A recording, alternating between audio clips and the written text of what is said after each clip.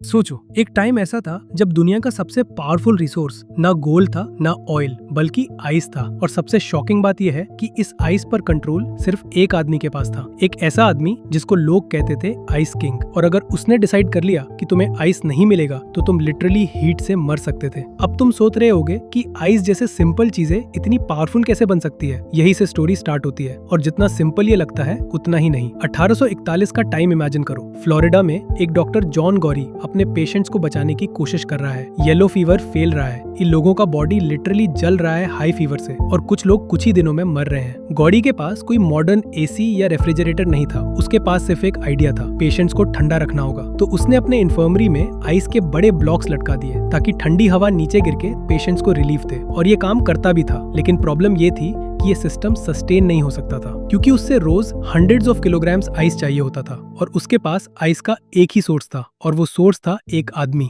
Ice king. और यहाँ से एक बड़ा सवाल खड़ा होता है, कैसे एक आदमी ने पूरी दुनिया के टेम्परेचर को कंट्रोल कर लिया। चलो थोड़ा पीछे चलते हैं। 19वीं सेंचुरी के स्टार्ट में अमेरिका के नॉर्दर्न स्टेट्स में लेक्स फ्रीज हो जाते थे विंटर्स में और वहाँ से लोग आइस कट करते थे। लेकिन ये कोई सिंपल काम नहीं था। इमेजिन करो, तुम एक फ्रोजन लेक पर खड़े हो, नीचे गहरा पानी है और तुम उस आइस को काट रहे हो जिसमें तुम खड़े हो। एक गलती और सीधा पानी के अंदर कई बार लोग और उनके घोड़े इस प्रोसेस में मर जाते थे। मतलब आइस सिर्फ वैल्यूएबल नहीं, डेंजरस भी था। इसलिए ये सिर्फ रिच लोगों तक लिमिटेड था। लेकिन फिर आता है एक यंग बिजनेसमैन फ्रेडरिक ट्यूडर और उसका आइडिया सुन के लोग हंस रहे थे। उसने बोला, मैं आइस को कैरिबियन आइलैंड्स तक बेचूंगा। अब सोचो, गर्म क्लाइमेट, 3 वीक्स का सी जर्नी, ब्लेजिंग सन, कोई रेफ्रिजरेशन नहीं, आइस का क्या होगा। सब लोग बोल रहे थे ये लड़का पागल है। लेकिन ट्यूडर ने एक चीज समझ ली थी जो बाकी लोग इग्नोर कर रहे थे। आइस को बचाया जा सकता है अगर तुम उससे सही तरीके से हैंडल करो। और यहाँ साइंस इंटरेस्टिंग हो जाता है। अगर तुम आइस को टाइटली पैक करो तो वो स्लो मेल्ट होता है। अगर बड़ा ब्लॉक बनाओ तो सरफेस एरिया कम होता है और मेल्टिंग स्लो हो जाती है। और अगर एयर फ्लो कम हो तो हीट एक्सचेंज स्लो हो जाता है। ये प्रिंसिपल्स 2000 साल पहले पर्शियंस यूज कर चुके थे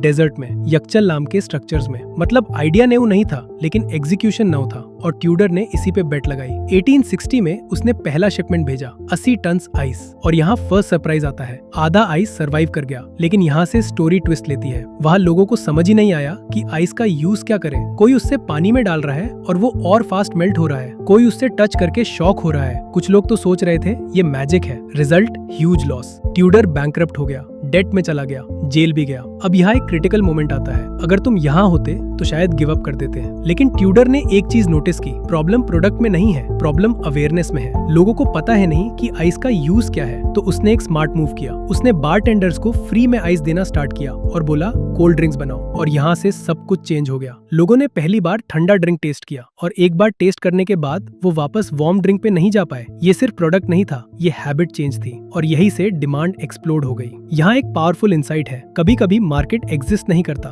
तुम्हें क्रिएट करना पड़ता है। और ट्यूडर ने एग्जैक्टली वही किया। उसने सिर्फ आइस नहीं बेचा, उसने एक लाइफस्टाइल बेचा और धीरे धीरे वो मोनोपोली बन गया। उसने कॉम्पिटिटर्स को अंडरकट किया, मार्केट से हटा दिया और पूरी दुनिया में एक्सपैंड कर गया। क्यूबा, इंडिया, सिंगापुर, ब्राजील, और लोग उससे कहने लगे आइस किंग। अब इमेजिन करो, एक आदमी जो डिसाइड कर रहा है कौन कोल्ड ड्रिंक पी सकता है, कौन फ्रेश फूड खा सकता है, कौन नहीं। ये पावर ऑलमोस्ट अनइमेजिनेबल है। लेकिन यहाँ एक और इंटरेस्टिंग लेयर है। आइस सिर्फ लग्जरी नहीं रहा, वो पूरी इकोनॉमी का बैकबोन बन गया। Fish industry, meat industry, breweries, सब आइस पर डिपेंडेंट हो गए। रेलवेज में रेफ्रिजरेटेड कार्स आए जिससे फूड लॉन्ग डिस्टेंस ट्रैवल करने लगा। सिटीज ट्रांसफॉर्म हो गई। शिकागो जैसे सिटीज एक्सप्लोड कर गए ग्रोथ में। और यहाँ एक फन डिटेल भी आता है। आइसमैन, हर घर में एक आदमी आता था आइस डिलीवर करने और घर के अंदर जाता था। इस वजह से फनी रूमर्स भी फैल गए, सॉन्ग्स बन गए, आइसमैन टुक माई वाइफ। लेकिन ये सिर्फ सरफेस है, रियल स्टोरी डीपर है। एक हिडन प्रॉब्लम ग्रो हो रही थी और ये डेंजरस थी। नेचुरल आइस क्लीन नहीं होता था।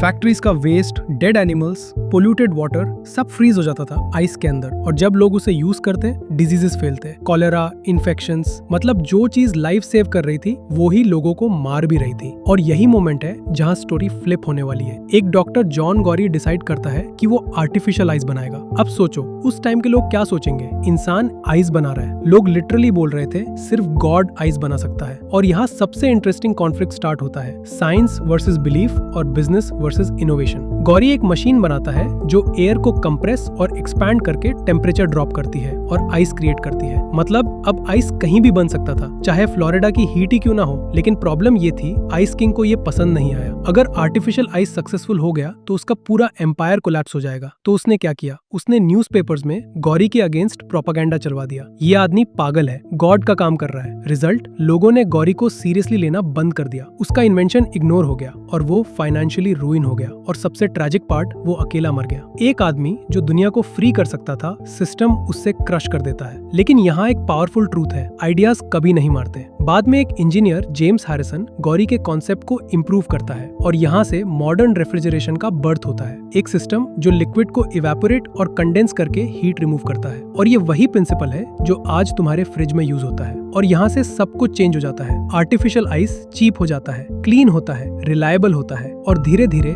आइस किंग का एम्पायर कोलैप्स हो जाता है। अब यहाँ एक इंटरेस्टिंग थॉट आता है। एक वक्त था जब आइस लग्जरी था और आज वो इतना कॉमन है कि हम उसकी वैल्यू ही नहीं समझते। लेकिन अगर रेफ्रिजरेशन एग्जिस्ट ना करता तो क्या होता? Fresh fruits nation wide available नहीं होते, मीट इंडस्ट्री एग्जिस्ट नहीं करती, वैक्सीन्स, ट्रांसपोर्ट नहीं होते, ब्लड स्टोरेज इम्पॉसिबल होता, even modern science, MRI, space telescopes, ये सब एग्जिस्ट नहीं करते। मतलब एक सिंपल कॉन्सेप्ट हीट कंट्रोल ने पूरी सिविलाइजेशन रीशेप कर दी। और सबसे सरप्राइजिंग बात ये, रेवोल्यूशन एक डॉक्टर ने स्टार्ट किया जो सिर्फ अपने पेशेंट्स को थोड़ा ठंडा रखना चाहता था। कभी कभी दुनिया के सबसे बड़े चेंजेस किसी ग्रैंड विजन से नहीं बल्कि एक सिंपल प्रॉब्लम सॉल्व करने से स्टार्ट होते हैं। और शायद यही सबसे पावरफुल लेसन है। आज जो चीज नॉर्मल लग रही है, कल वो किसी एक इंसान का क्रेजी आइडिया थी जिसको सब लोग इम्पॉसिबल बोल रहे थे। और सच बोलो, अगर तुम उस टाइम होते तो तुम किस साइड होते, आइस किंग या गौरी? और शायद यही सवाल तुम्हारी लाइफ के लिए भी इम्पोर्टेंट है, क्योंकि हर जनरेशन में एक आइस किंग होता है और एक गौरी भी। फर्क बस इतना है